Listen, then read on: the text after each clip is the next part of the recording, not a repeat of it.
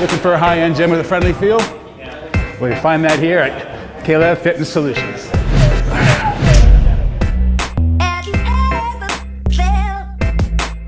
Welcome back, everyone. Today we're in Squamish to interview the boys from BACKCOUNTRY Brewing. Today is their grand opening. What's your story, Vancouver? Welcome to BACKCOUNTRY Brewing.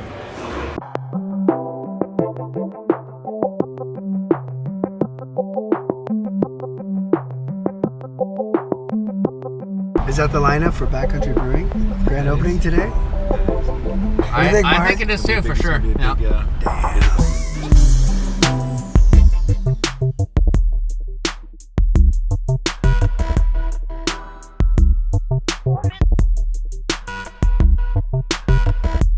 I'm not grumpy, I'm stoked! This is great! So Ben, why beer? What possessed you to get into the brewery business? Well, it started about 3 years ago when on our farm on Vancouver Island, we were wondering what to do with the land that's just been sheep and hay for as long as we can remember. We were going to do grapes and we were told, don't do grapes. I was on vacation with a friend who had just started a hop farm and he said, well, I just sold all my hops. They paid me in cash and it was gangbusters. So I came back from that vacation and I started researching hops. We hired a consultant and he came by and said, yes, you can grow hops here. It's not totally perfect, but he plotted out the area for us and we went full force at it. In starting that, we started bringing up the conversation of putting a brewery on the hop farm. And I brought this to a partner of mine who's very good at analyzing businesses and he said, well, Ben, the hops are not going to make you money, but the beer just may. And he jumped on board and was like, let's go for this. Let's check it out. And so we were going with it, doing a bunch of research. So I was at an office party, a Christmas party, and it was all women and this other guy named Mark, and he was also wanting to start a brewery. So we sat and chatted for 3 hours, and lo and behold, we decided to partner up and join forces. He was a veteran of the beer business. I had nothing to do with the beer business. We needed his help. He needed our help. We came together, started meeting every Thursday. We did this for 3 years. He brought us a brewer who was also trying to start a brewery himself up in Squamish here. So the stars aligned. And it all came together. We just kept meeting. And we didn't know what was going to happen. You know, you just got to, in business, you just have to keep persevering. You got to push boundaries. You got to plant seeds, so to speak. You don't know if it's going to work, but you got to go for it. You got to try. And inevitably, it started sprouting. And it came together really well for us in that we had a brewer who was fantastic. We had a sales guy who had all the contacts, and my partner who was a builder. So here we are. We've built the brewery ourselves. We've got our team of owners that do all the key positions in the brewery. Well, how many partners do you have in the brewery? So we have 4 active partners and a silent partner. The silent partner obviously has the biggest checkbook, and but he's also a very savvy business guy. So he's helping us with finance advice and whatnot as well. So we're all very active, and that is the secret to our success. Who does what? I drink beer. Let me have a beer. 1 second. We're gonna drink. This is a Maple Bay Pale Ale from the hops from our farm, organic, very nice. What am I drinking right now? You're drinking a peach sour. So it's a soured beer with peach infused in the fermentation. Oh, it's really good. Tasty, it's different. Cheers. Cheers. Yeah. Brewing beer is all about the good times. What was the next question? You mentioned you have different partners in the group. Who does what? What's your function and what's everybody else? So my partner Mark is the sales manager and general manager of the brewery. I do marketing and I also do sales. I do PR, special events. Also I do media, so I'm taking pictures, I'm doing the social media, website, that kind of stuff. Our partner Adam, who built this whole place, he acts as basically our CFO. Okay. He's very good at running meetings and keeping us all on track. We don't always love him, but he's very honest, let's say that. He's very honest, he keeps everybody in check. Oh, you need that. And then of course the brewer, John, who I think he's, well, we got a tour coming through, that's cool. John the brewer, so he's running a team of 4 brewers. He's also very, very knowledgeable in the beer world. He knows every brewery, every great beer, and he's always at the top of his game, researching, experimenting. We've got lots of small batches going that we're testing and experimenting. What kind of hops do you use? So the hops for most of our beers are coming from all over the world. So we have hops, a lot of them come from Yakima, Washington, where the bulk of the hops in the world are grown. These are proprietary hops that are grown only on certain farms. They're developed, they're crosses of different hops to make specific flavors.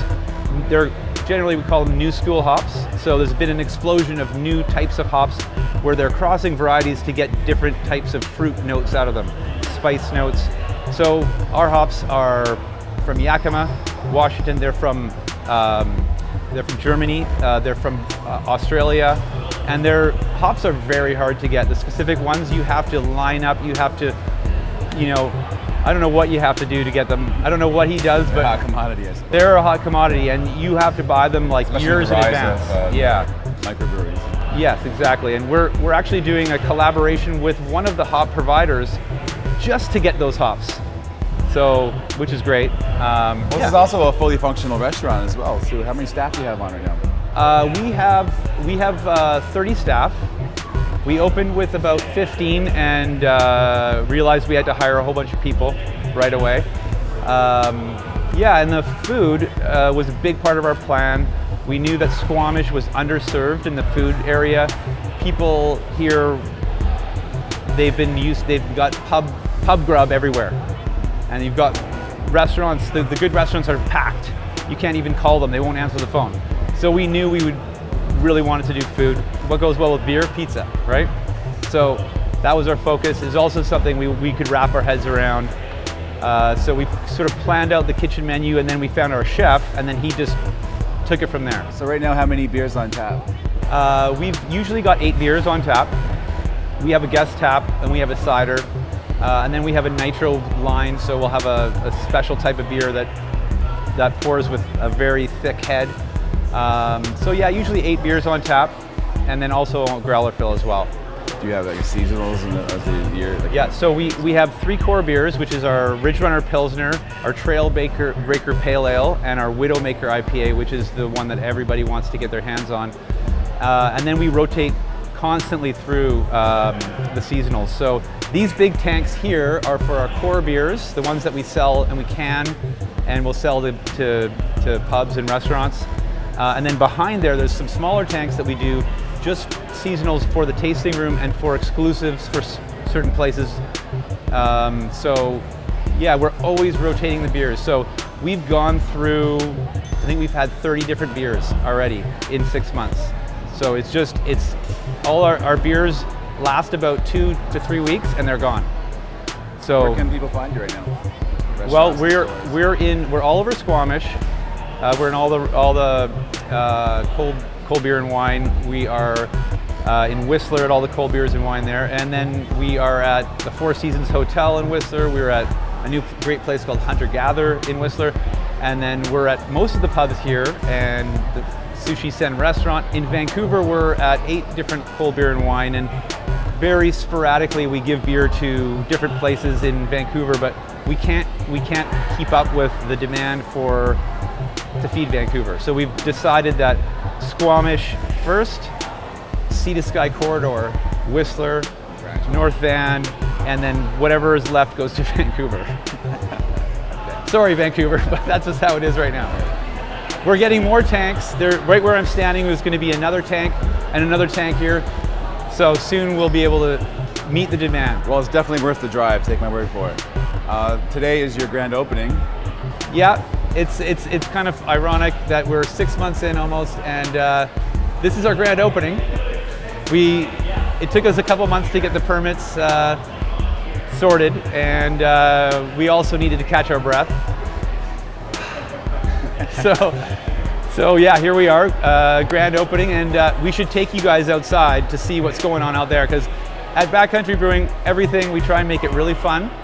It seems more and more we've learned people just want to have fun.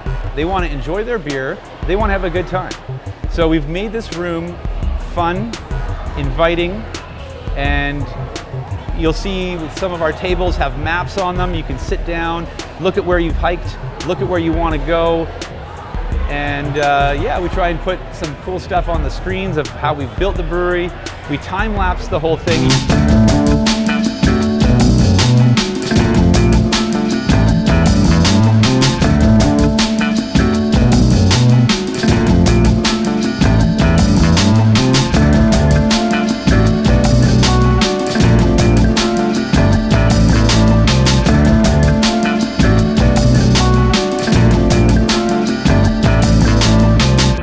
Place to come after you're done your hike. And tonight we're going to have a dance party. Why not?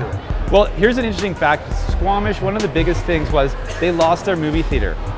And people were just up in arms. There was nowhere to go on a date.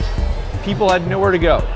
So we wanted to create this place to be a place where you could bring a date, also bring your family, but sort of something a little bit more than your average. So when we built the room, we have our interior designer, Tanya Nargang, who works in film as a set decorator. She created a film set here of a log cabin. So it feels like you're in the backcountry. Do you have any advice for anybody, not just someone that wants to start a brewery, in business in general? I've started quite a few businesses, and not all of them have been successful. Perseverance is really important. You have to go for it. Nothing ventured, nothing gained is a classic. Business plan is very important, and I would say if anyone's starting a business, you got to lock yourself in a room, and that's what I did. I locked myself in a room for 3 months. I wouldn't take phone calls. I had research, and I used a program called liveplan.ca, and they do a great job of helping you through your business plan, where it's a very daunting procedure, but it made it quite easy to get it started. And then once you get it going, then you can keep building on that. So I would say the key is perseverance. If you fail at your first business, well, learn from those mistakes. That's what's going to get you to the next level, because I did the same thing. I've had many businesses that have just broken even, and that you can't eat on that. So, but that's helped me get to where I am today. And then by the time you've learned enough, it'll come to you. Yeah. But you got to put the work in, basically. You got to put the work in, yeah. And research, and find some great partners. My thing was I was trying to do everything alone, and you really have to find partners that have a similar vision. And I was searching for partners, I couldn't find them, and I finally did, and it made all the difference. And basically, you got to let them do their thing. Yeah, absolutely. And then when you hire people, you hire the best people you can find, and then you give them the power to do their job and let them have their say as well. That's Jimmy Pattison, actually. I stole that one.